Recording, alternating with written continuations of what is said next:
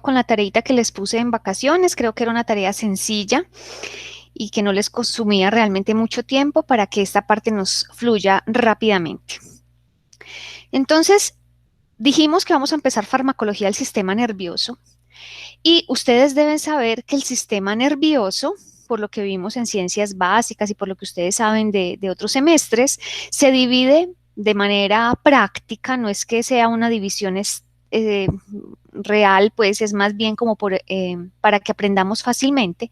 Se divide en sistema nervioso central y en sistema nervioso periférico. Ay, chicos, perdón un momentico, que se me olvidó poner a grabar. Profe, yo puse a grabar, tranquila. Ah, ¿tú pusiste a grabar? Ah, listo, gracias. Ya Sí, puse. acabo de recordar. Perfecto, gracias. Bueno, entonces, como venía diciendo, el sistema nervioso se divide entonces de manera práctica en sistema nervioso central y en sistema nervioso periférico. Cuando hablamos del sistema nervioso central, estamos hablando específicamente de lo que es el encéfalo y obviamente la médula espinal. A eso llamamos sistema nervioso central y ahí también vamos a tener fármacos pues que hacen modificaciones que ya veremos posteriormente.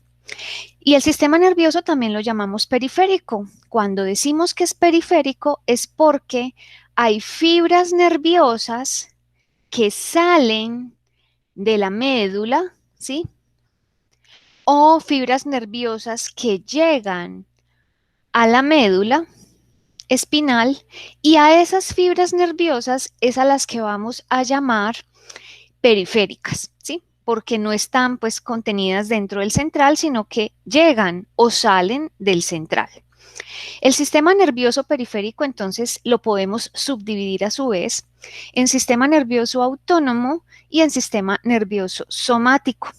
Cuando decimos somático, nos estamos refiriendo a esas fibras nerviosas, a esos nervios motores y sensitivos que llegan o que salen de la médula espinal. Obviamente, todo nervio que salga de la médula espinal, pues va a tener una función generalmente motora, ¿sí? Porque la idea es que una señal que se origina en la corteza cerebral pues llegue hasta el músculo o la articulación, bueno, o el área corporal que queremos realice alguna actividad. Y toda fibra nerviosa que llegue a la médula espinal pues va a tener sobre todo un componente sensitivo, ¿sí? Es decir, se recibe una señal del medio ambiente, ya sea táctil, auditiva, visual, en fin, y esa señal sensitiva debe llegar hasta la corteza cerebral, recuerden a la corteza parietal, somatosensorial, para que nosotros interpretemos entonces esa señal y a partir de esa señal decidamos qué respuesta motora. Entonces, a todas las fibras somáticas que llegan a la médula espinal, ¿sí? Les llamamos eferentes y de las que salen serían aferentes. Bueno, estas partes es realmente voluntaria, no la vamos a ver pues muy en detalle. Lo que me interesa el día de hoy como mirar es el sistema nervioso autónomo. Y quiero preguntarles a ustedes por qué razón se llama sistema nervioso autónomo. ¿Por qué ese nombre?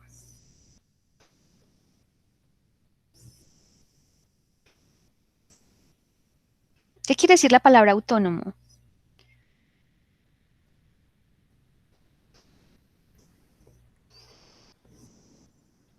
Que él solo funciona. Que él solo funciona, muy bien. Es decir, que yo no tengo una control voluntario sobre esas funciones. Suceden de manera automática. Listo, eso es lo que refiere autónomo. Y el sistema nervioso autónomo, pues que de ahora en adelante lo escribiremos de esta manera, se subdivide a su vez en sistema nervioso parasimpático y en sistema nervioso simpático. Y pues para hablar entonces de este sistema, voy a compartirles la pizarra. ¿La están viendo en este momento, Paint? Sí, profe, ahí se está viendo. Listo. Creo que después de un año de estar usando esto, ya fin aprendí. Bueno, Listo, chicos. Entonces vamos a pintar aquí nuestro sistema nervioso central. Recuerden que es encéfalo. Aquí tendríamos la cisura central, ¿cierto? Recuerden, voy a hacer unos recorderis de ciencias básicas. Recuerden que de aquí para allá, de la cisura central hacia el frente, recuerden que esta sería la corteza frontal, pues vamos a tener funciones principalmente motoras, ¿cierto? Y que de la cisura central hacia atrás, pues generalmente la corteza cerebral es con funciones sensitivas. No sé si recordaban eso.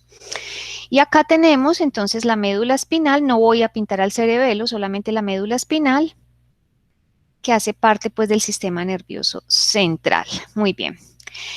Y estamos diciendo que vamos a hablar del sistema nervioso autónomo, que es involuntario, ¿sí? Que funciona sin que yo tenga que enviar la señal consciente de que él funcione.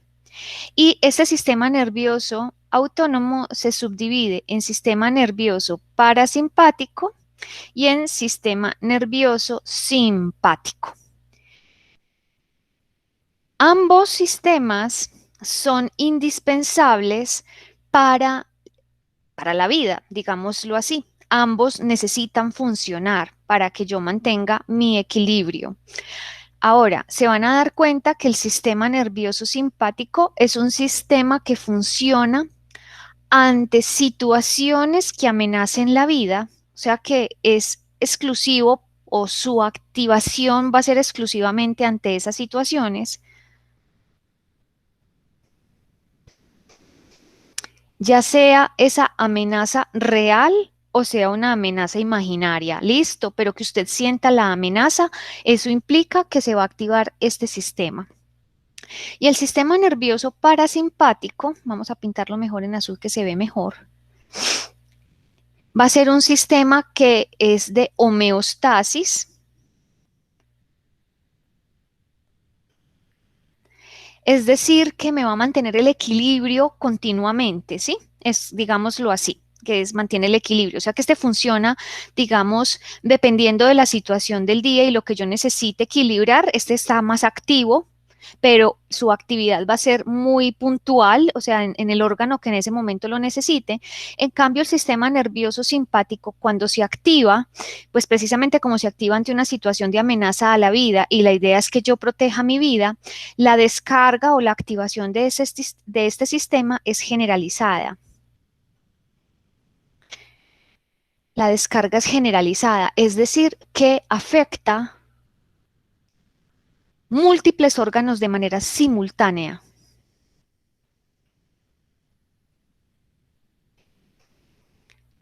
Muchos órganos. En cambio, el sistema nervioso parasimpático, como les dije, es un sistema que es más selectivo, digámoslo así. Su funcionamiento es dependiendo de la necesidad en ese momento y por lo tanto, al ser más selectivo, afecta a determinados órganos en determinados momentos, o sea que no es una respuesta así global, sino que es una respuesta más puntual. Les voy a poner afecta a órganos puntuales, dependiendo de la necesidad. ¿Sí? Miren que esa es una diferencia importante. Bueno, chicos, vamos a hacer entonces una división para que entendamos muy bien el sistema nervioso parasimpático y el simpático. Estas divisiones las vamos a hacer teniendo en cuenta diferentes elementos. Vamos a hacer primero una división desde lo anatómico y luego vamos a hacer una división desde los parte que ya habíamos visto de farmacodinamia, desde lo que es el ligando y los receptores que van a permitir el funcionamiento de estos sistemas nervioso autónomo. Entonces vamos a empezar con el parasimpático, que es el que me va a importar el día de hoy, ¿cierto? En la clase de mañana espero pues abordar el otro sistema, si me alcanza el tiempo. El sistema nervioso parasimpático, entonces, chicos, desde la parte anatómica, yo puedo decir que se llama sistema cráneo-sacro. A ver, ¿quién me dice por qué es cráneo-sacro? Profe, es cráneo sacro porque las fibras nerviosas que conforman pues se salen de la región craneal y de la región sacra. Perfecto, excelente tu respuesta, ¿cierto? Es la que yo esperaba. Muy bien, entonces, si yo digo que es cráneo sacro, miren que las fibras nerviosas que las estoy pintando, pues acá, recuerden que estamos hablando del sistema nervioso periférico, o sea que van a ser fibras nerviosas que salen de la médula espinal. El origen de esas fibras va a ser en la región craneal, desde C1, ¿sí? Desde la cervical 1, más o menos hasta la cervical 6, 7, y van también a salir de la región sacra desde más o menos S2 a S4, ¿sí? Solamente desde ahí. Teniendo en cuenta que nuestro sistema nervioso, chicos, en general, voy a pintar aquí una cosita para recordarles, nuestro sistema nervioso funciona a través de la vecindad de neuronas. Recordemos que una neurona está constituida, voy a pintar aquí un cuerpo neuronal, por dendritas. Por el cuerpo neuronal, aquí estaría el núcleo de esa célula. Recuerden que las neuronas son células, ¿sí? Después del cuerpo neuronal está un axón. Recuerden que el axón puede tener mielina o puede no tenerla, dependiendo pues del tipo de neurona y de la función que cumpla, pero en este caso voy a pintar un axón mielinizado. Y obviamente hay un botón terminal, o también lo llamamos terminación nerviosa. Botón terminal. Y que este botón terminal va a hacer conexión con otra neurona, con las dendritas de otra neurona. Voy a pintar, ay, me quedó tan feo, perdón. Vamos a volverlo a hacer. Este botón terminal va a hacer conexión con las dendritas de otras neuronas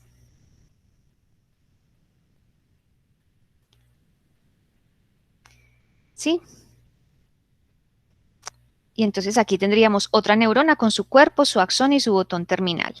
Bueno, chicos, entonces, si yo les estoy diciendo que la fibra nerviosa sale desde la región cervical o de la región sacra, quiere decir que este círculo que les estoy pintando es el cuerpo neuronal y este sería el axón. ¿Listo? Este que les estoy pintando así larguito sería el axón. Entonces y el axón termina en un botón terminal, entonces esa es la simbología pues que vamos a utilizar para entender cómo es esto. Entonces vamos a pintar las fibras nerviosas que salen de la región craneal y que salen de la región sacra. Muy bien. Entonces miren que acabé de pintar la primera neurona, digámoslo así, o sea, acabo de pintar esta primera neurona, la que sale de la médula espinal y va a ir hacia cierta área para conectarse con otra neurona. Entonces a esa primera neurona le vamos a llamar que es la neurona presináptica. Porque obviamente es la neurona que está antes de la sinapsis. Esta conexión entre neurona y neurona, ustedes saben que se llama sinapsis. Por lo tanto, la neurona presináptica es la que está antes de la sinapsis. Esta neurona presináptica, que es la que sale de la médula espinal que dijimos, de la región craneal o de la región sacra, cuando es activada por un potencial de acción y por unos neurotransmisores pues, que salen de la médula espinal, obviamente dentro de esa neurona se genera lo que llamamos un potencial de acción, un cambio de la polaridad de la membrana celular, que era negativa en el interior, cambia a positiva, a eso se le llama una despolarización. Esa despolarización va a hacer que aquí en el botón terminal las vesículas que contienen el neurotransmisor liberen el neurotransmisor en la sinapsis. ¿Sí? Estas vesículas contienen una sustancia química y esa sustancia química se va a liberar en la sinapsis y obviamente quiere decir que estas dendritas de esta segunda neurona o de la neurona postsináptica van a tener receptores, aquí van a ver receptores de membrana que van a captar a ese neurotransmisor, ¿sí? Se van a unir el neurotransmisor con el receptor y se va a desencadenar otra despolarización para que finalmente esta segunda neurona, que es la que llega al órgano en cuestión, vamos a pintar aquí un ojo para que me entiendan entonces cómo funciona el sistema nervioso autónomo en este caso. Este es el ojo, ¿sí? Este sería el iris. Muy bien, entonces miren, tenemos una neurona que sale de la región, por ejemplo, craneal. Esa neurona que sale de la región craneal va a hacer conexión con otra neurona en un área que vamos a llamar el ganglio autonómico. Ese ganglio es el punto donde se une la neurona presináptica con la neurona posináptica. La neurona presináptica entonces libera el neurotransmisor, que ya enseguida vamos a decir cuál es el neurotransmisor. Ese neurotransmisor se pega a los receptores que tiene la neurona posináptica, se origina una respuesta entonces en esa segunda neurona y esta segunda neurona pues también va a contener obviamente un neurotransmisor que va a ser liberado en el órgano efector, es decir, en el órgano que va a hacer el efecto, en este caso parasimpático. Entonces, si estuviéramos hablando aquí, por ejemplo, del ojo, que fue lo que yo les pinté, se van a dar cuenta que la liberación de estos neurotransmisores, que son los que van a permitir que el órgano efector haga su respuesta, va a producir en este ojo miosis. ¿Sí? O sea que la descarga parasimpática en el ojo específicamente produce miosis. Entonces, ya que les expliqué aquí como el detallito, volvámonos para arriba para que me entiendan entonces esta imagen, ¿cierto? Entonces, aquí les estoy pintando la neurona presináptica. Muy bien. Esa neurona presináptica, como les dije, va a hacer conexión. Aquí voy a pintar al ganglio, ¿sí? Cada uno tiene su ganglio. Y como les dije, hola, ¿alguien tiene una pregunta? Sí, profe, yo. Dime. Profe, yo quiero, espérame, yo. Uy, ¿tienes activados dos Sí, profe. equipos? Porque se oye como un retorno. Sí, profe, sí. Ya, ok, ya te escucho mejor. Dime. Profe, se me apagó, se me apagó. ¿Se te apagó? Bueno, mientras tanto sigo explicando. Ahorita que todo funcione bien, pues volvemos. Entonces, el sistema nervioso parasimpático, sus fibras nerviosas salen de la región craneal, sale la neurona presináptica y va a conectar con la neurona posináptica en una región que se llama el ganglio autonómico. Y de allí la neurona posináptica pues va a salir del ganglio y va a hacer conexión con los órganos que inerve, ¿cierto? Cada fibra nerviosa pues inervará un órgano específico como tal y ese órgano específico es el que va a producir el efecto.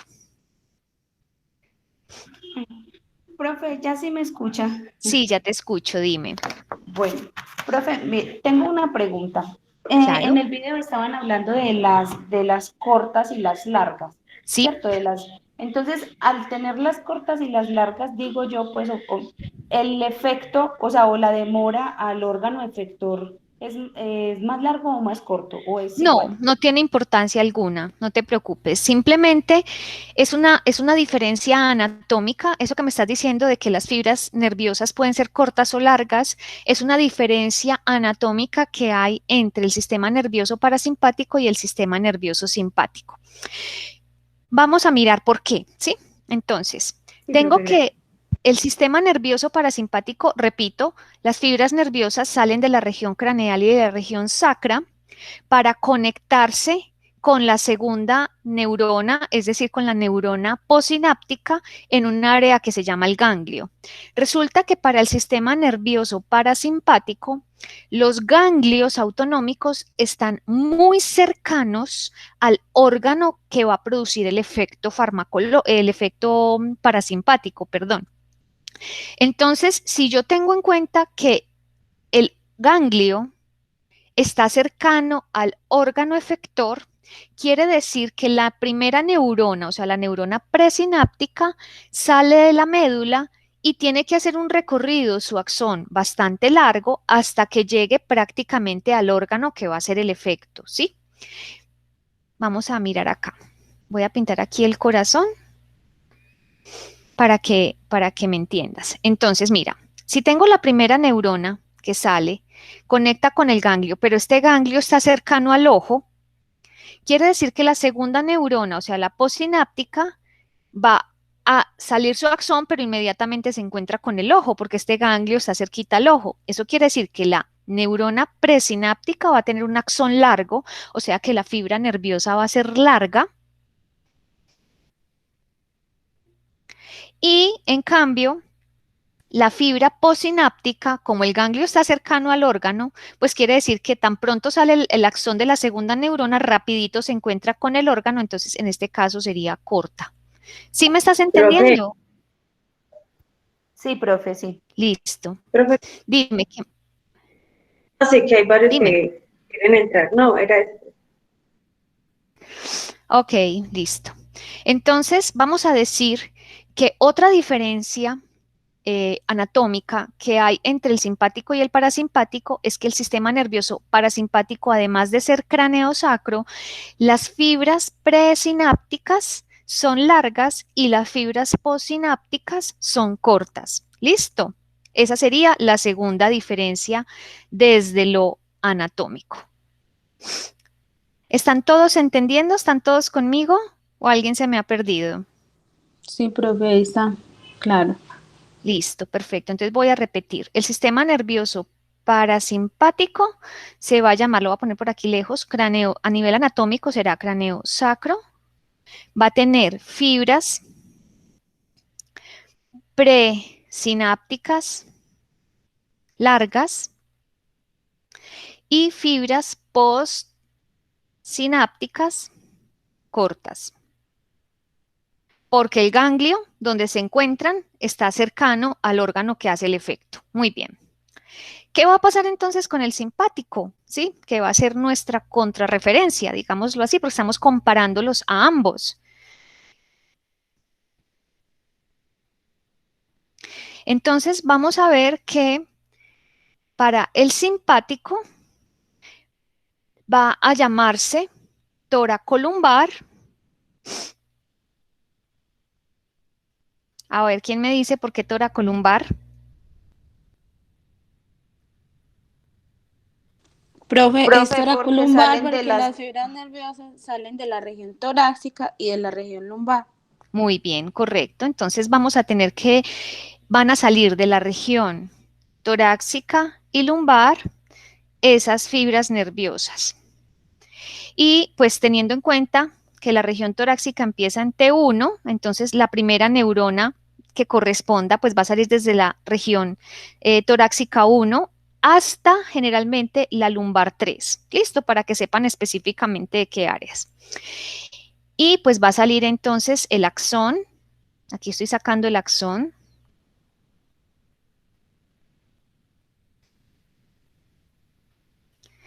El axón pues obviamente tiene su botón terminal.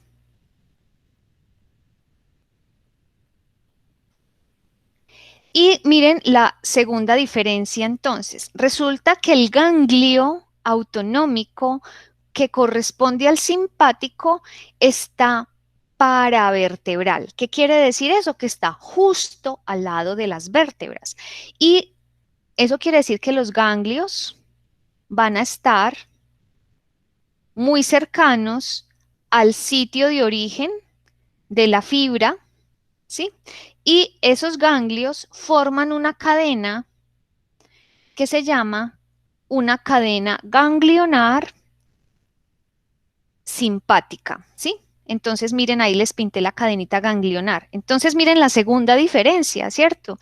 Aquí el ganglio es individual, podríamos decirlo, y está muy cercano al órgano efector. En cambio, para el simpático, el ganglio está cercano al sitio de origen de la primera fibra nerviosa, es decir, que es un ganglio paravertebral y ese ganglio se une con los siguientes ganglios formando una cadena ganglionar que se llama cadena ganglionar simpática.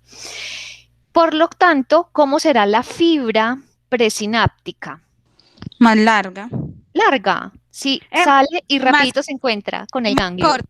Eso, Más muy corta. bien. Y ya Entonces, la posi es más larga. muy bien. Entonces, la fibra presináptica para el simpático va a ser una fibra corta y pues obviamente después de que la fibra se encuentra en el ganglio con la siguiente neurona, pues la siguiente neurona va a tener que ir hasta el órgano efector para que se haga finalmente pues el efecto simpático. Entonces aquí estamos sacando pues las fibras que van a ir, voy a sacar solamente algunas para no demorarme mucho. Y por lo tanto, ¿cómo será entonces la segunda fibra? La fibra Ahí sí posganglionar. larga. Muy bien, la fibra posganglionar va a ser larga, perfecto, muy bien chicos. Entonces esa es la segunda diferencia anatómica pues que tendríamos entre los sistemas. Muy bien, con eso he terminado la parte anatómica, ¿sí? Que les había dicho que era una de las diferencias. Ahora vamos a mirar desde la farmacodinamia cómo son las diferencias entre el parasimpático y el simpático.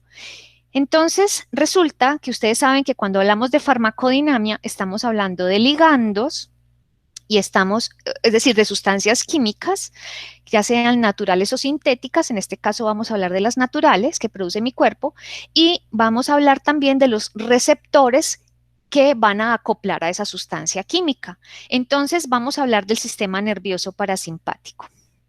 Entonces, resulta que el ligando que produce el sistema nervioso parasimpático, es decir, el neurotransmisor, esta sustancia química que está aquí almacenada en estas bolsitas de cada neurona, va a ser para la fibra presináptica, va a ser acetilcolina y para la posináptica también va a ser acetilcolina. Muy bien. Entonces, repito que es que me tengo que devolver a veces para aceptar a los compañeros. Entonces, el ligando del sistema nervioso parasimpático va a ser tanto para la presináptica como para la posináptica, acetilcolina. Y esta va a ser la sigla que de ahora en adelante vamos a manejar para hablar de la acetilcolina, ¿sí? La forma corta de escribirla. Eso quiere decir que viene la señal nerviosa y aquí el botón terminal libera acetilcolina y luego en el órgano también se libera acetilcolina, ¿cierto? Entonces, acetilcolina acá y acetilcolina en el órgano efector. Muy bien. ¿Qué pasa con el sistema nervioso simpático?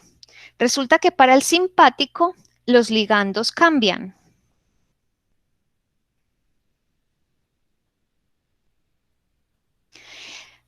El ligando en el ganglio, es decir, cuando sale la fibra nerviosa y libera el neurotransmisor aquí para que conecte con la siguiente neurona, el ligando del ganglio para el simpático es acetilcolina.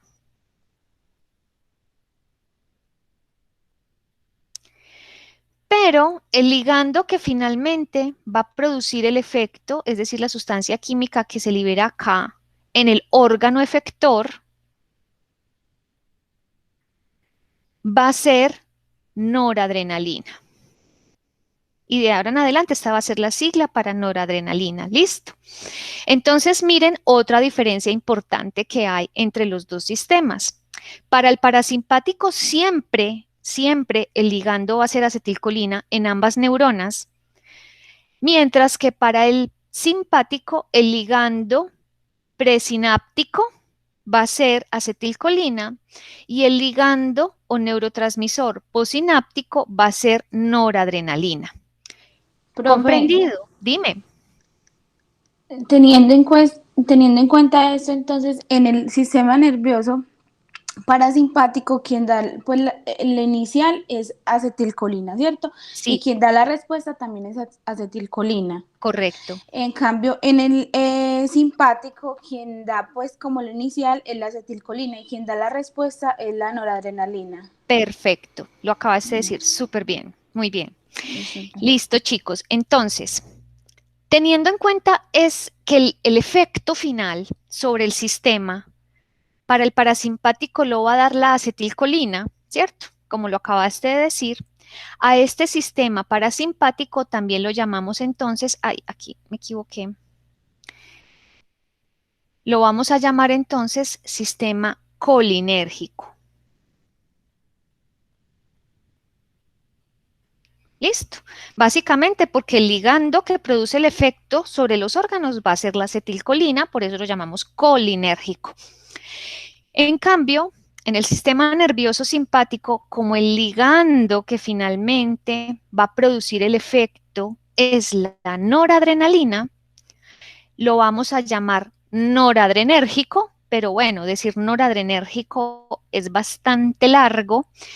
Entonces, la gente generalmente le llama es adrenérgico. ¿Listo? ¿Comprendido el por qué los nombres en ese sentido? Sí, profe. Muy bien, Sí, profe. resulta que, perfecto, muy bien, resulta que la noradrenalina es un neurotransmisor, es decir, es una sustancia producida por una neurona y liberada en la sinapsis para conectar con otra neurona. Lo mismo la acetilcolina, también es un neurotransmisor, es decir, repito, sustancia química producida dentro de una neurona y que se libera en la sinapsis para conectar con otra neurona. A eso llamamos neurotransmisor.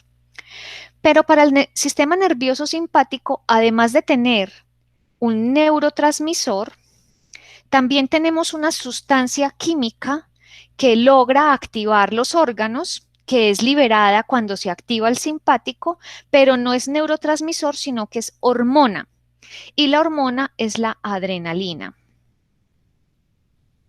Y por esa razón, como tanto la noradrenalina como la adrenalina producen efectos sobre los órganos, cuando se activa el simpático, por eso el sistema se llama adrenérgico, ¿cierto? Pero recuerden que la adrenalina es una hormona. ¿Cuál es la diferencia entre un neurotransmisor y una hormona, chicos?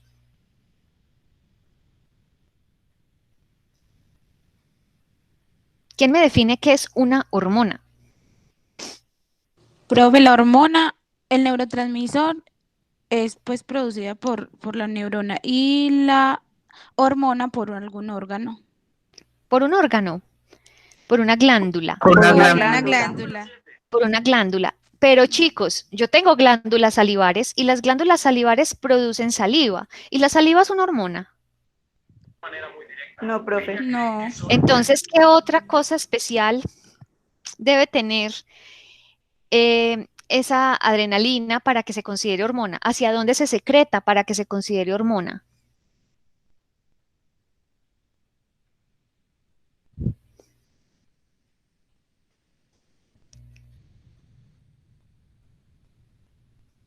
¿No? ¿Ni idea? Bueno, chicos, No, profe. les cuento. Cuando una glándula produce una sustancia, o sea, produce una secreción, ahí se le llama glándula, ¿cierto? Todo tejido que produzca secreciones va a ser un tejido glandular. Ahora, cuando la glándula produce su secreción al exterior, ya van a ver al exterior de qué, se le considera una glándula exocrina y ahí tenemos entonces las salivares, las sudoríparas, las glándulas del tracto digestivo. Miren que las del tracto digestivo no liberan hacia afuera del cuerpo, pero liberan dentro del cuerpo, pero fuera de algo, ya les voy a decir fuera de qué, pero llaman exocrinas. Cuando la glándula libera su secreción hacia el torrente sanguíneo, ahí se llama una glándula endocrina y la secreción se llamaría una hormona. ¿Les queda claro? Sí, profe. Muy bien, eso es muy importante que tengan esos términos claros porque ustedes son enfermeros, ¿cierto? Y un enfermero tiene que saber bien las cosas en qué se diferencian. Entonces, si yo les estoy diciendo que el sistema nervioso simpático pues tiene un neurotransmisor que es la noradrenalina que produce los efectos, pero también hay una hormona que se llama la adrenalina que produce efectos simpáticos. ¿Qué glándula me produce esa hormona? ¿De dónde sale esa hormona? ¿De qué glándula? Les doy una pista. Esa glándula queda encima de los riñones. La suprarrenal, profe. Muy bien, la suprarrenal. La glándula suprarrenal, específicamente la médula, o sea, la parte más interna de la glándula, es la que produce adrenalina. Bien, y esa adrenalina que se secreta, o sea, esa glándula, voy a pintar acá. Digamos que esta es la neurona. De hecho, esa tiene una particularidad, voy a pintarla por acá, y es que esa es la única neurona presináptica del simpático que no conecta con un ganglio paravertebral, sino que de una se va para la glándula. Aquí voy a pintar la glándula suprarrenal. Ustedes saben que las suprarrenales tienen forma de pirámide. Y en la parte más interna, o sea, en la médula de la glándula, este estímulo de la neurona presináptica libera acetilcolina y esa acetilcolina, acuérdense que siempre antes del ganglio es acetilcolina, ¿cierto? Y esa acetilcolina cuando es captada por esta médula hace que la médula responda liberando adrenalina a la sangre. Y esa adrenalina que va por vía sanguínea va a reforzar el efecto de las neuronas postsinápticas sobre los órganos efectores. O sea que por eso, miren entonces, ¿por qué la respuesta simpática se siente tan fuertemente y usted la percibe en su organismo? Porque primero, son dos sustancias las que van a producir los efectos, la noradrenalina y la adrenalina. Y segundo, porque esa liberación de esas sustancias va a ser simultánea sobre muchos órganos al mismo tiempo, entonces usted se da cuenta, usted percibe ese cambio en esos órganos. Y por ejemplo, a nivel del corazón, que es el primero que normalmente percibimos, cuando hay descarga simpática, ¿usted qué siente en el corazón? Taquicardia, profe. Taquicardia. Y comienza a darse cuenta, o sea, percibe usted en su pecho o aquí a veces en la garganta los latidos cardíacos, ¿cierto? ¿Se han dado cuenta que cuando uno está tranquilo, uno no se da cuenta que uno no siente el latido del corazón que golpea contra el pecho? En cambio, cuando uno está asustado, ¿usted dónde siente los latidos?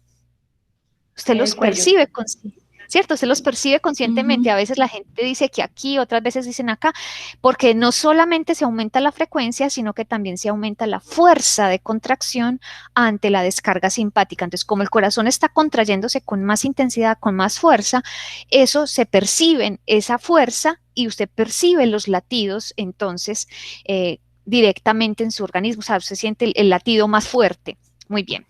Profe, qué pena, yo tengo una pregunta con respecto a eso. Bueno, entonces cuando uno está en esas situaciones, digámoslo así, que necesita uno estar alerta, ahí es cuando funciona, pues, pero cuando ya pasa todo ese alerta, que uno queda ya como todo desmadejado, digámoslo así, pues a mí me ha pasado que yo empiezo como a correr, pero cuando termina como toda la urgencia, todo, ya me bajo y es un agotamiento, una cosa pero horrible, pero ¿qué me pasó? Claro, entonces, ¿qué pasa pues como en esa parte, profe, como funcional? Quisiera saber. Bueno, obviamente la adrenalina y la noradrenalina tienen como objetivo que tú puedas conservar la vida ante esa amenaza, ¿cierto? Entonces, la respuesta que originan los órganos, que van a ser simultáneamente muchos, ahorita vamos a ver cuáles, pues qué tipo de respuesta se origina, el objetivo es que tú puedas responder a esa amenaza de manera inmediata y protegerte. Entonces, uno normalmente se protege de dos maneras, o peleando contra la amenaza o corriendo lejos de la amenaza. Eso genera un desgaste energético muy grande en esos órganos y que una vez que la amenaza ha cesado y tú has logrado proteger tu vida, pues claro que ese desgaste energético lo vas a sentir porque ya no hay adrenalina ni noradrenalina circulante para aumentar esa energía, sino que ya cesaron, pues ya se eliminó esa sustancia química que también vamos a ver cómo las eliminamos y de esa manera pues tus órganos quedan agotados porque tuvieron un esfuerzo digamos, extremo, precisamente para protegerte. Entonces, por eso uno siente luego ese agotamiento físico, pero que eso sucede, ya vamos a ver cuál es más o menos al tiempo que aparece, dependiendo pues de la amenaza, porque pues si la amenaza perdura, tú vas a estar secretando adrenalina continuamente y noradrenalina. Pero si la amenaza termina pronto, pues tú vas a sentir más rápido el agotamiento, ¿sí? Pues ¿Te ya, profe, respondí? eso sería como una respuesta más, o sea, eso sería una respuesta. ¿Qué cosa? ¿El agotamiento? El agotamiento, sí, o no. Pues sería una respuesta de recuperación, ¿sí? Ya no sería de respuesta a la amenaza, sino ya de recuperación cuando la amenaza ha pasado. Pero sí, claro, también es una respuesta. Ah, bueno, profe, gracias. Listo. Bueno, chicos, entonces vamos entendiendo muy bien los dos sistemas, por qué entonces llamamos al parasimpático colinérgico y por qué llamamos entonces al simpático adrenérgico. Entonces ya hablamos de cuál es entonces el ligando. Y como dijimos, pues los ligandos necesitan acoplarse necesariamente a unos receptores.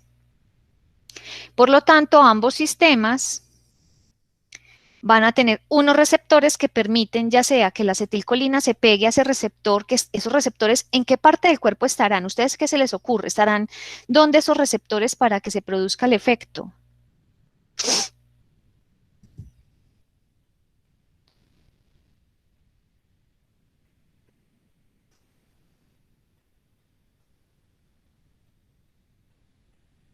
Chicos, si no saben, me responden de todas maneras para yo saber y no perder tiempo aquí esperando respuestas. Profe, pues yo estaba mirando que los receptores tienen como varias ubicaciones, como dependiendo de las subclases de ellos mismos. ¿Pero dónde estarían ubicados esos receptores?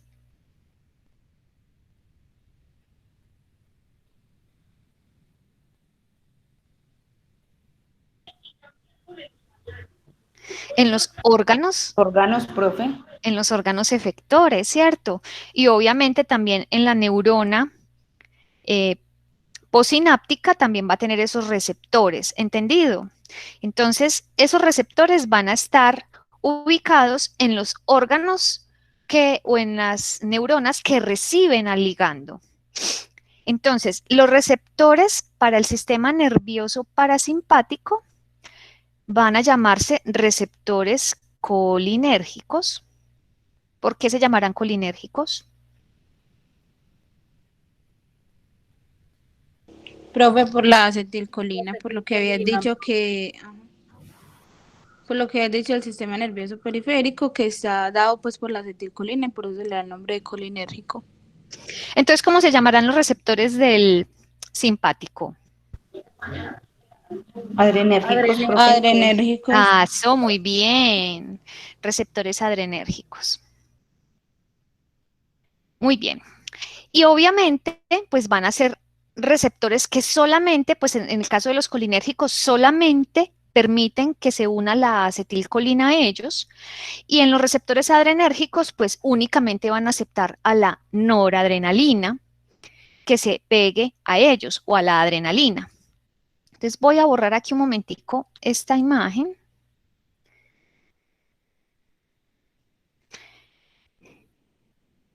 Y entonces vamos a decir que los receptores colinérgicos, es decir, los receptores del parasimpático, se subdividen en dos grupos.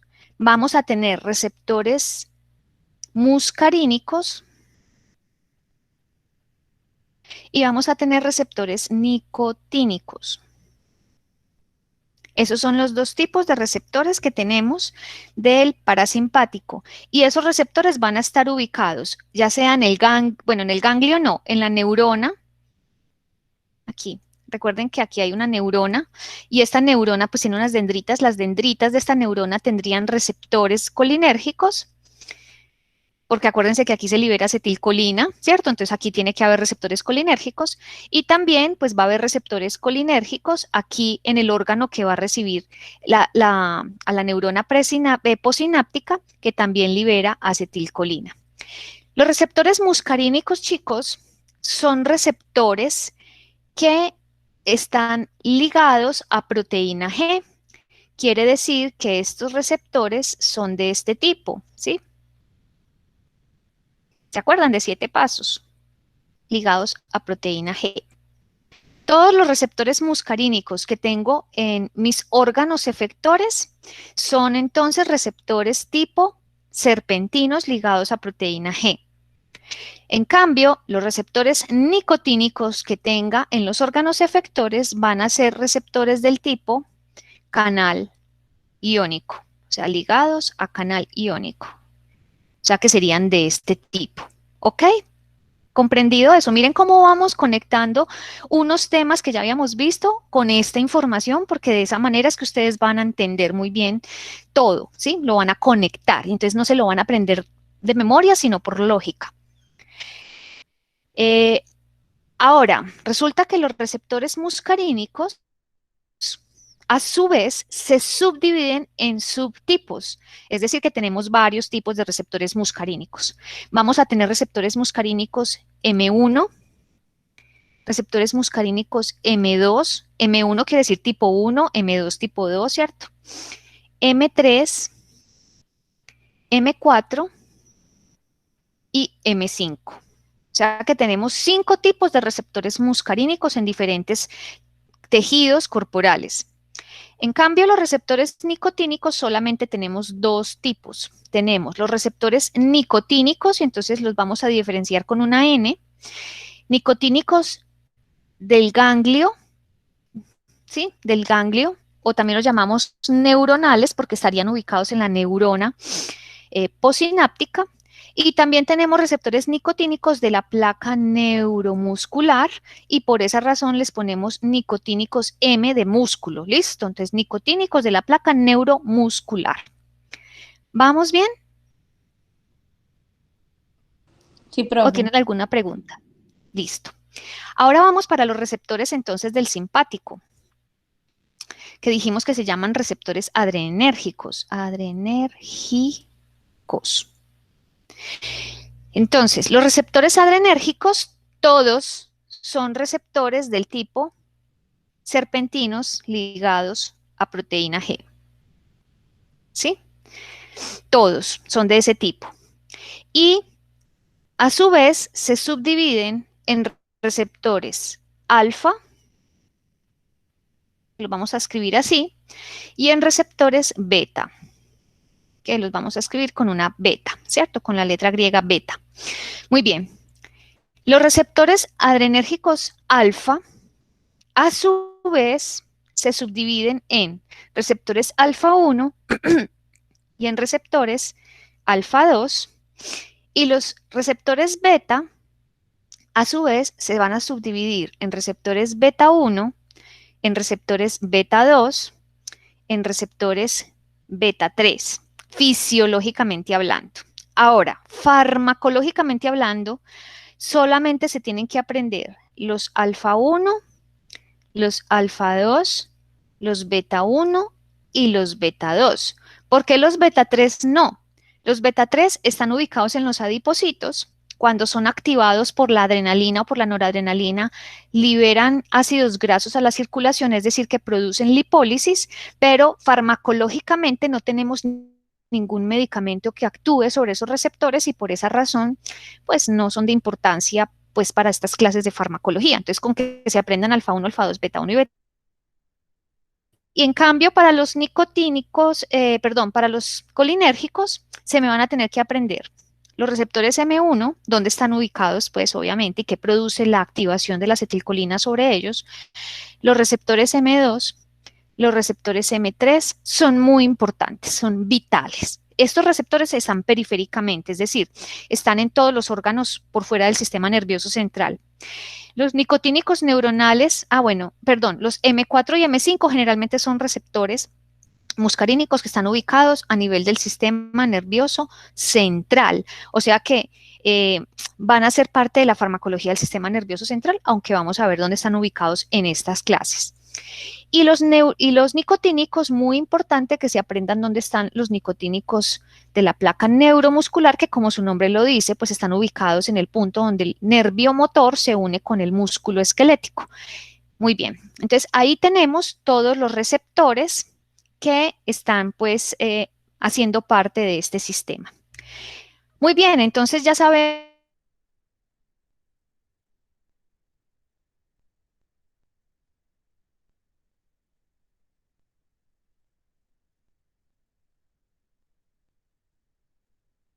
es acetilcolina.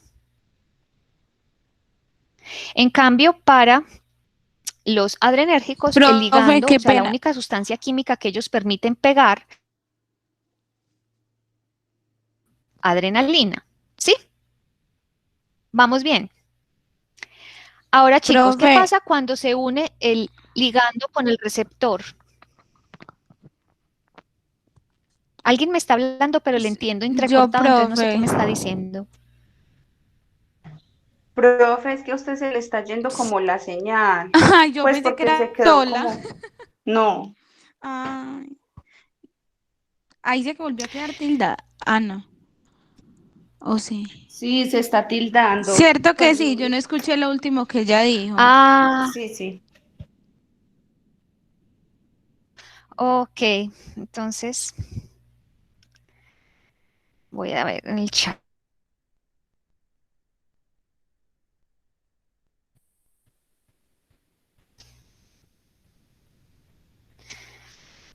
Chicos, hola, ¿ya me oyen? No. Bueno, lo último que Profe, les sí, dije ahí sí. es que Profe, ahí sí. los receptores muscarínicos y nicotínicos, la única sustancia química que dejan ligar, pues, como sustancia natural es la acetilcolina. Es decir, los receptores alfa o beta, la única sustancia que dejan ligar es la noradrenalina y la adrenalina. Chicos, les acabo de mandar al chat la información que se perdieron. ¿Ya me oyen mejor o no? Sí, profe, gracias. Profe, sí. Asumo que no. Profe, sí. ¿Ya me Hola, oyen bien? profe. Ah, bueno. No se Sí, ahí escucha. sí. Gracias. Hola. Sí, sí. Bueno, listo. Entonces, sí, ¿qué pasa?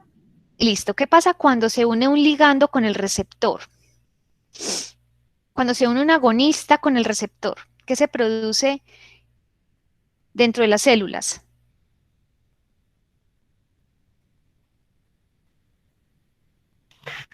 La respuesta, profe. Habíamos dicho que se produce un cambio celular, ¿cierto? Eso, muy bien. Un cambio celular que va a originar una respuesta. Entonces vamos a ver cuál es la respuesta que va a producir el receptor muscarínico, los receptores muscarínicos y cuál es la respuesta que van a producir los receptores alfa o beta. ¿Listo? Entonces ya viene la tercera parte de la farmacodinámica, que es la respuesta al ligando. De los receptores M1, chicos, azul. Los receptores M1 van a ser receptores que están ubicados en las glándulas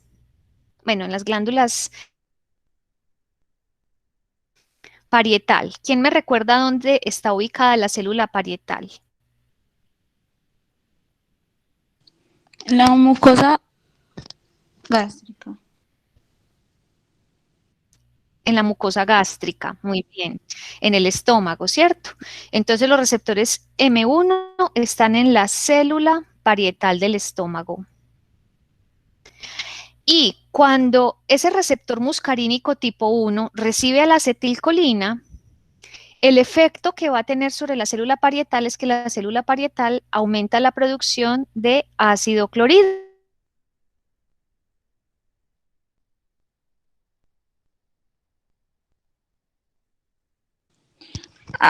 Ay, a mí se me cortó. Clorhídrico. A mí también. Sí, sí, a mí también, a mí también. Ok. Ya les escribo al chat.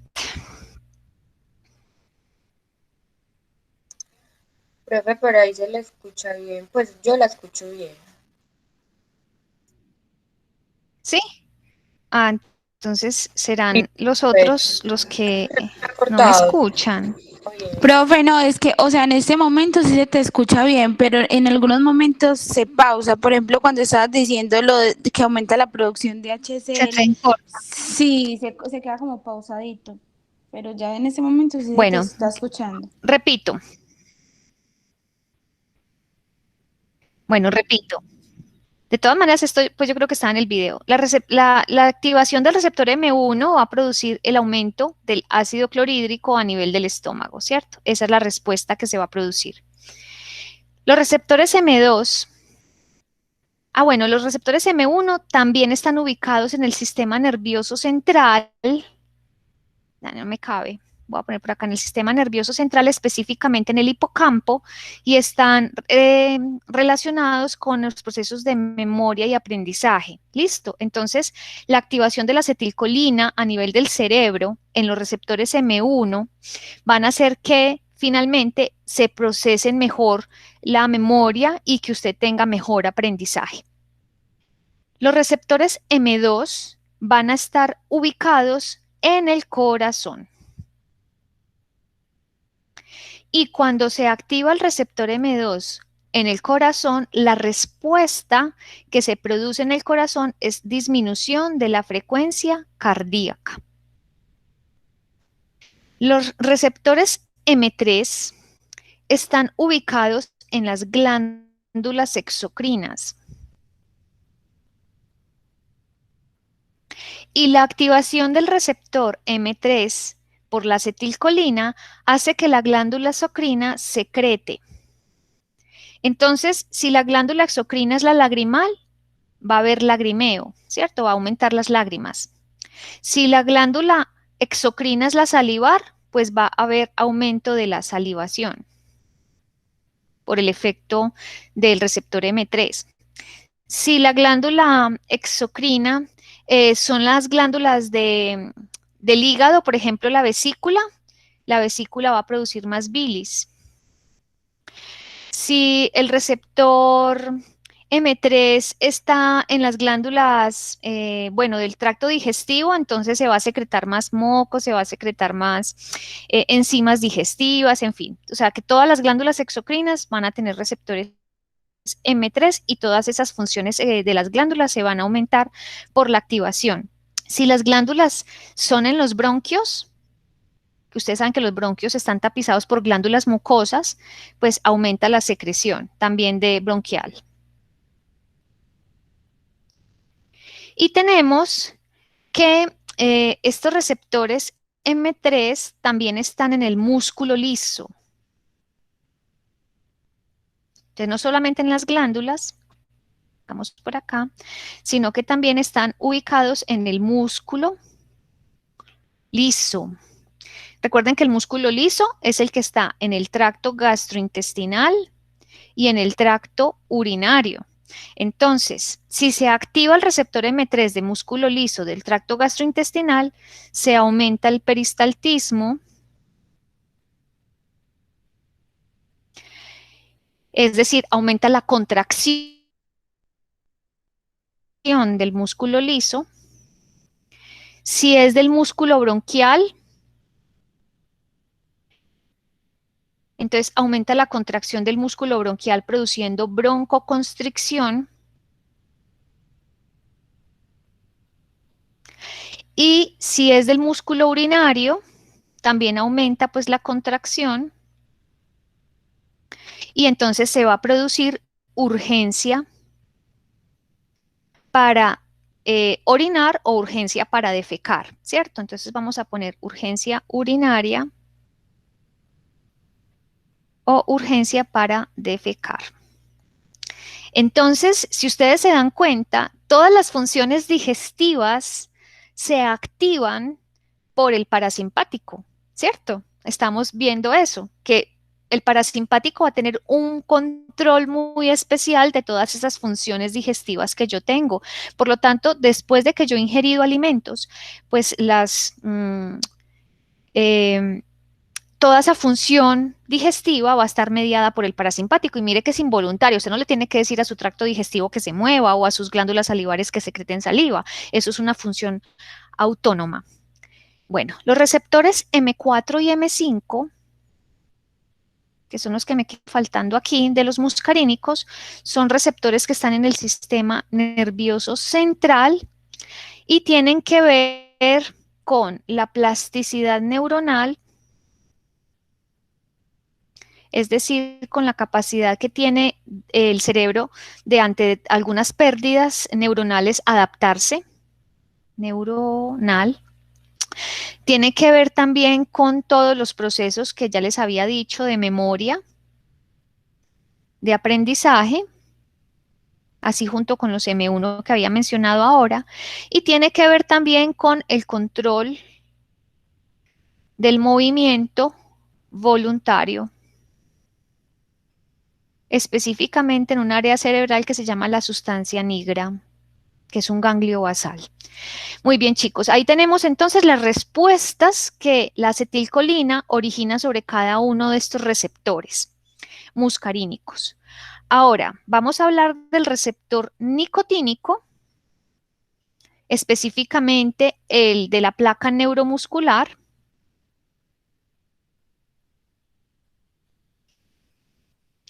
Porque ese es el otro que ustedes tienen que conocer. Todos me están oyendo, ¿cierto? ¿Vamos bien? Sí, profe. Sí, profe.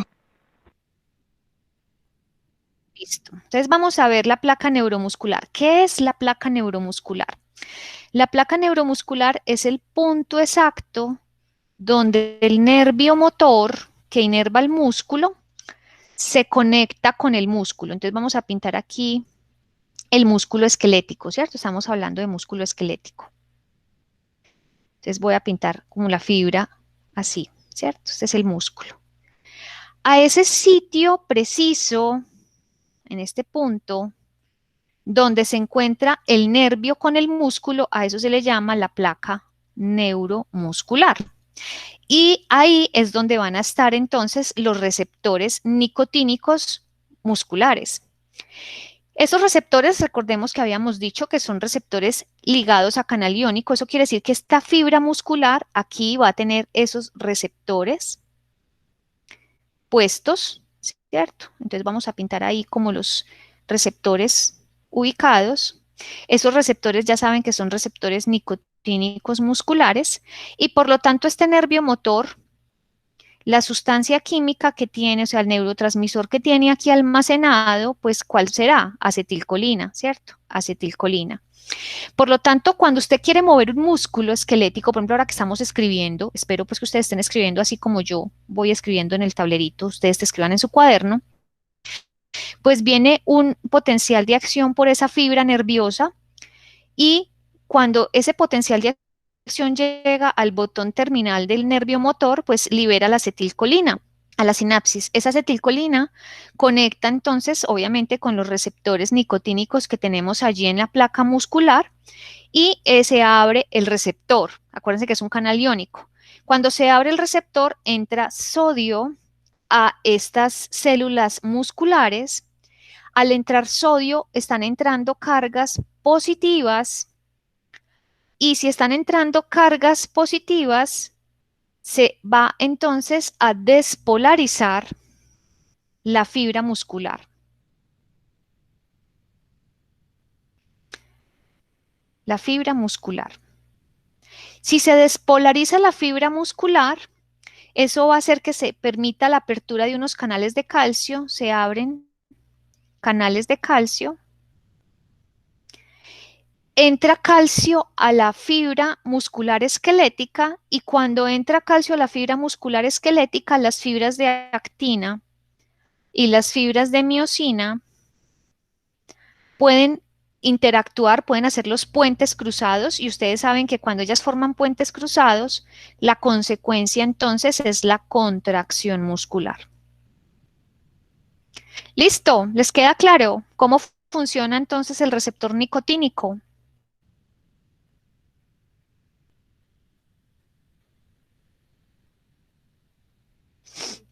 Profe, no, yo me perdí. Hola. Hola.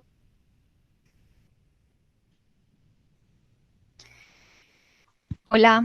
No, es que voy a Profe, mirar acá donde tengo un espacio ya. Acá. eso. Entonces, hola. Que si podía repetir, profe, Entonces, otra vez. sí, chicos, pero eso es fisiología, lo que les estoy hablando, y esa fisiología la vimos el semestre pasado.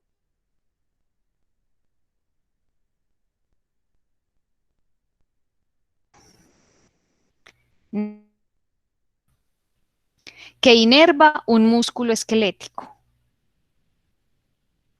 Acuérdense que los músculos esqueléticos son los estriados, que son los que yo muevo voluntariamente, ¿cierto?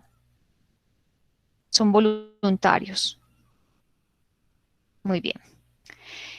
Entonces, resulta que cuando usted quiere mover un músculo, viene una señal por el nervio motor. Esa señal es una despolarización, es decir, un potencial de acción transmembrana. ¿Qué es un potencial de acción, chicos? A ver, porque entonces, si el problema viene desde ahí, grave, pero necesito saber si el problema es ahí. Una descarga eléctrica, profe. Pues como Un cambio, muy bien, un cambio en la polaridad de la membrana. ¿Se acuerdan que las membranas celulares tienen cargas negativas hacia el interior, positivas hacia el exterior? Que cuando esas cargas se invierten, ¿sí? O sea, queda positiva adentro y negativa afuera, a eso se le llama una despolarización y eso origina un cambio dentro de la célula. Entonces, lo mismo, aquí viene eso, una despolarización en forma de potencial de acción, y eso hace que la vesícula que contiene el neurotransmisor, que en este caso el neurotransmisor es acetilcolina, esa vesícula se mueva, se desplace hacia la membrana presináptica, o sea, hacia este punto, se mueva hacia acá y se funda la membrana de la vesícula con la membrana presináptica y por lo tanto se abre la vesícula, a eso se le llama exocitosis, ¿cierto? Y al abrirse la vesícula, pues el neurotransmisor, que era acetilcolina, es liberado en la sinapsis. La fibra muscular acá va a tener unos receptores que ya dijimos que son receptores nicotínicos que están ligados a canal iónico. Pues ahí pinté pues los receptores, muy bien. Entonces, la acetilcolina que se liberó en la sinapsis va entonces a unirse al receptor, a todos los receptores nicotínicos que tengamos ahí, y se va a abrir el canal. Recuerden que les dije que era un canal de sodio. Entonces, si se abre el canal, quiere decir que el sodio está entrando a las células de la fibra esquelética, ¿cierto? Del músculo esquelético. Y pues si está entrando sodio, ¿qué cargas están entrando a la célula? positivas. ¿El sodio qué carga tiene? Positivas, muy bien. Positivas. Eso quiere decir que al entrar cargas positivas al interior de la célula, se está produciendo dentro de la célula una despolarización. Es decir, las cargas de la membrana celular adentro están poniéndose positivas por la entrada de sodio, que debería ser negativa, pero están poniéndose positivas por esa entrada de sodio. Esa despolarización, voy a pintar aquí la membrana mejor. Miren acá la membrana celular de la fibra esquelética, ¿cierto? Estoy hablando de esas células esqueléticas. Recuerden que es una bicapa lipídica y habíamos dicho que la bicapa lipídica, pues los fosfatos del fosfolípido tienen cargas negativas, pero que como la membrana celular tiene receptores y tiene proteínas, en la membrana, ustedes saben, proteínas periféricas, esas proteínas pueden tener azúcares y esos azúcares le dan cargas positivas. Entonces, cuando usted compara el exterior de la membrana con el interior, usted se da cuenta que al interior es electronegativo, negativo. En cambio, el exterior es más positivo. Si entra sodio a esta célula, estas cargas negativas, pues por la entrada de estas cargas positivas van cambiando, o sea, van cambiando no, simplemente se van anulando, ¿sí? Entonces, se va por la entrada del sodio, se va produciendo un cambio de la polaridad. Y esto ya no es electronegativo comparado con el exterior, sino que se pone electropositivo. A eso se le llama una despolarización. Listo, ¿me entendieron ahora sí lo que está pasando dentro de las celulitas esqueléticas? Sí, profe. Sí, profe. Bien, perfecto. Entonces, ¿qué pasa cuando se produce ese cambio de polaridad? Es decir, si la membrana antes era de menos 80 milivoltios, por ejemplo, esa era lo normal.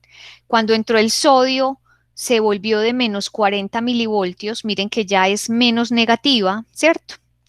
Eso hace que aquí en la membrana de las células se abran unos canales de calcio, que se llaman canales de calcio voltaje dependientes. ¿Por qué se llaman voltaje dependientes? Porque necesitan de que el voltaje haya cambiado a menos 40 para que esos canales se abran. Por eso llaman canales voltaje dependientes. Y cuando se abren esos canales, a la célula esquelética entra entonces calcio. Y ese calcio que entra es el que va a permitir que la actina y la miosina se unan entre sí y por lo tanto se genere la contracción muscular. Ahora sí, ¿entendieron?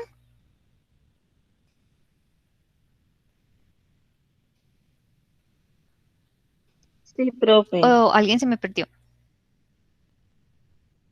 Perfecto. Entonces, chicos, cada vez que usted mueve una mano, un dedo, su boca para hablar, está pasando eso en sus músculos esqueléticos. Se está liberando acetilcolina en la placa neuromuscular. Esa acetilcolina se conecta con los receptores nicotínicos que tenemos allí. Eso hace que finalmente su músculo esquelético se contraiga. Listo, eso es lo que está pasando allí gracias a esos receptores nicotínicos. Entonces, ahí están los receptores nicotínicos y la función pues que ellos cumplen específicamente en la placa neuromuscular. Bueno, chicos, los receptores adrenérgicos los dejo para la otra clase porque si no, pues nunca voy a terminar esta parte de explicación fisiológica. ¿Les ha quedado claro esta primera segmento?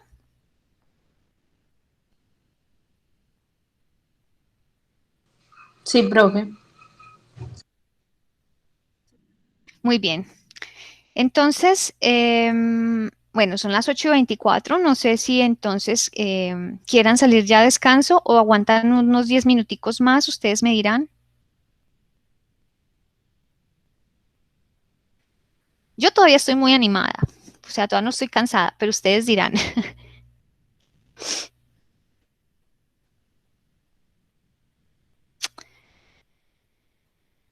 Profe, en Entonces, 10 como no me minutos. contestan, yo sigo. Sí, en 10 Profe, sí, minutos. en 10 minutos. Listo. Pues chicos, listo. Entonces, el sistema, entonces mire todo lo que hemos dicho eh, en este momento, ¿sí? Entonces ya dijimos que el sistema nervioso autónomo se divide en parasimpático y en simpático, que el parasimpático también se llama craneosacro o también lo llamamos colinérgico porque el neurotransmisor es la acetilcolina. Esta es la sigla en inglés para acetilcolina, ¿cierto? Recuerden que dijimos que era colinérgico. En cambio, el simpático es toracolumbar y le dijimos que se va a llamar entonces adrenérgico porque esa es la sustancia que va a producir finalmente el efecto sobre los órganos.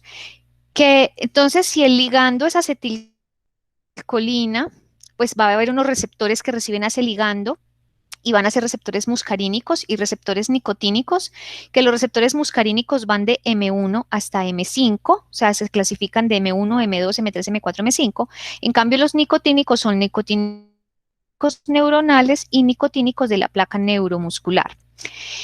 Ya dijimos pues cuál es la respuesta de cada uno. Y el ligando del simpático, perdón, es la adrenalina y la noradrenalina.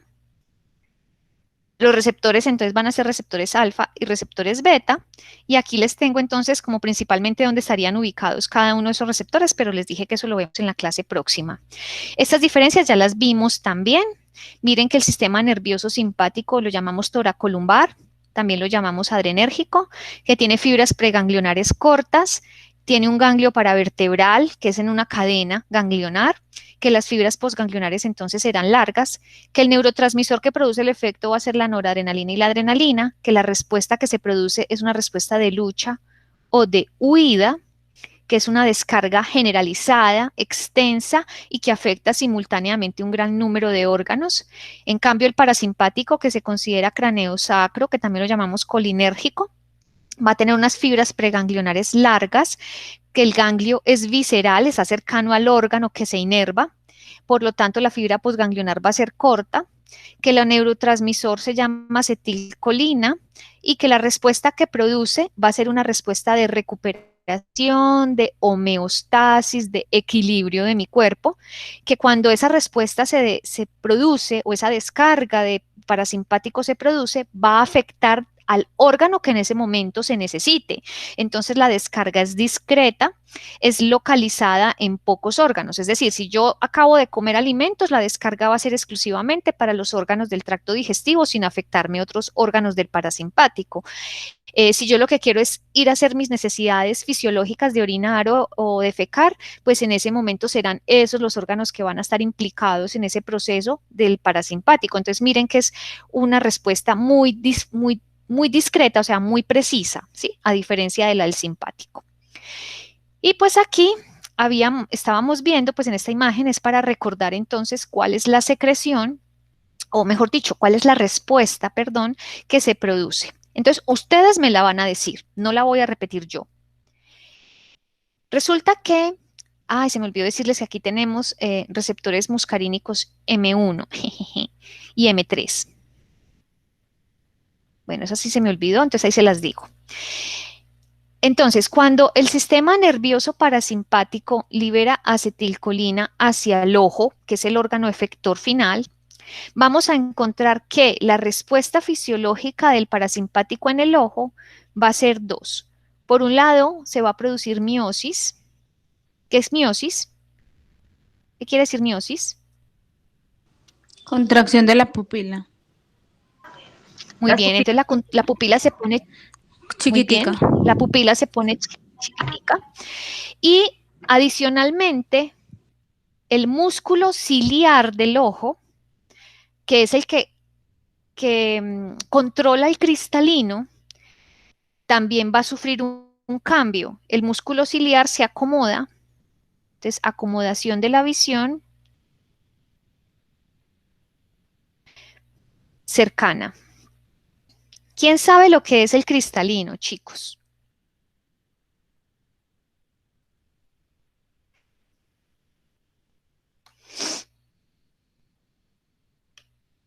¿No? ¿Ninguno?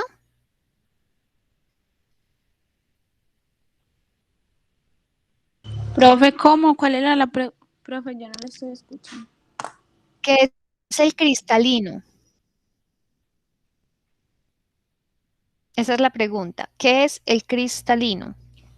Profe, yo sé que este es el que está detrás del iris, que es el que como que ayuda a enfocar, pues que ayuda como a enfocar los objetos o las... No. Muy bien, tu respuesta estuvo perfecta. Miren, chicos, voy a tratar de pintarles acá un ojo para que tengan una idea de lo que me acaban de responder, que lo hicieron pues muy bien. Porque necesito muy bien que ustedes como enfermeros sepan qué es el cristalino. Así ustedes no sean oftalmólogos, pues son enfermeros que tienen que entender muchas funciones del cuerpo humano para poder entender las respuestas a los fármacos. Entonces, miren, lo que acabo de pintar aquí, pues es el iris, ¿cierto? Es el que le da el color al ojo. Esta sería la pupila. La pupila básicamente es un agujero que tengo en el ojo. Este sería entonces la córnea, que es la capa más externa del ojo. Y pues voy a tener detrás del iris un lente. lo voy a pintar así, y este lente se llama el cristalino.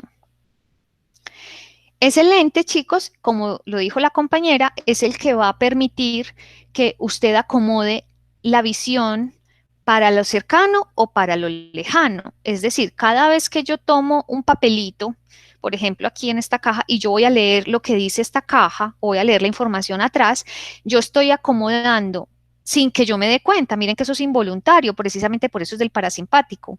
Este cristalino se va a acomodar.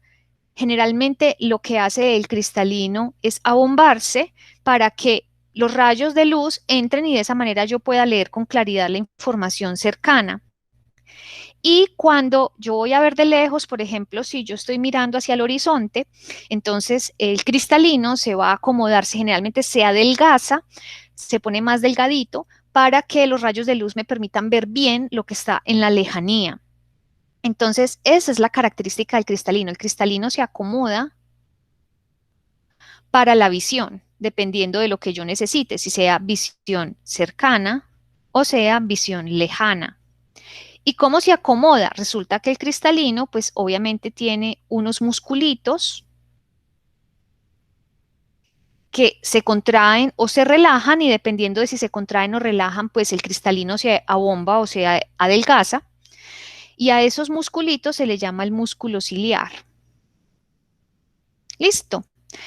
Entonces, ese músculo ciliar es el que va a tener los receptores muscarínicos para que el ojo, en el caso de la visión cercana, logre entonces acomodar la visión para que yo lea bien de cerca. ¿Listo? ¿Les queda claro entonces qué es el músculo ciliar? Sí, profe. ¿Vamos? Sí, profe. Perfecto. Entonces, ahí ya entendieron lo que produce en el ojo, la activación parasimpática. ¿Me recuerdan en las glándulas salivares qué receptores muscarínicos tenemos?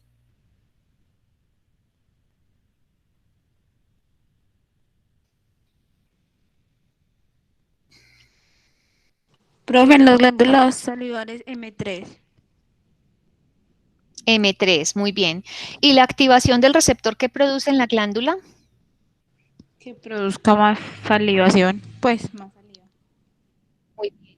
Que produzca salivación, perfecto. ¿En el corazón qué receptores muscarínicos tenemos? M2. El M2, profe. M2. ¿Y qué produce la activación de la acetilcolina sobre ese receptor? Disminuye la frecuencia cardíaca. Muy bien, disminuye la frecuencia cardíaca. En los bronquios, ¿qué receptores tengo? Músculo liso de los bronquios. M3. M3. Bien.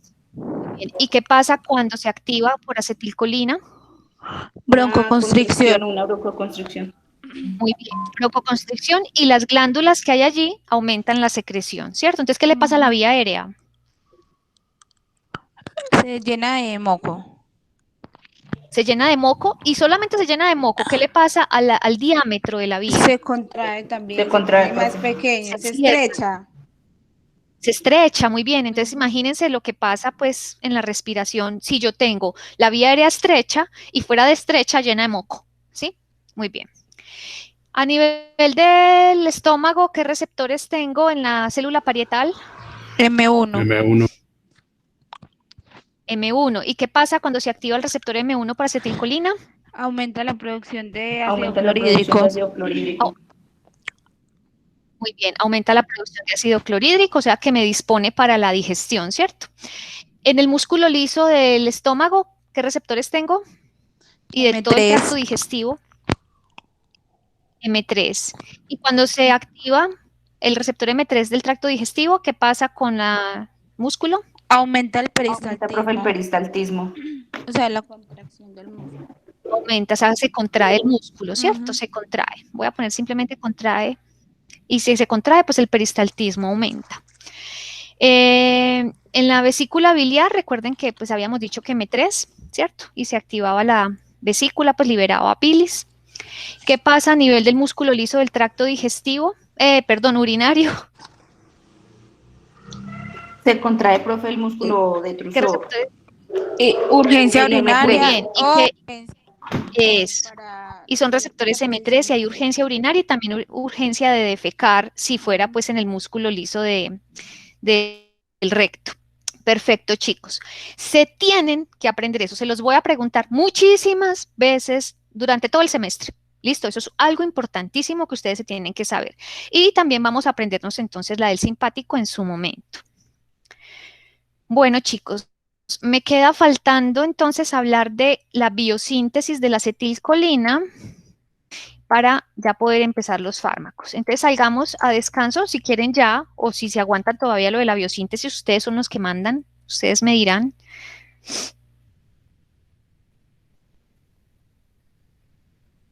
Profe, yo creo que ya sí mejor tomar un cafecito o alguna cosita mientras tanto. Bueno, listo. Chicos, ¿será que 15 minutos es suficiente o es muy corto? Creo, profe, que es suficiente. Listo. Bueno, chicos, entonces en mi reloj son las 8:37. Entonces en 15 minuticos nos volvemos a ver para continuar la clase. Listo, profe, Que gracias. descansen. Ok, gracias.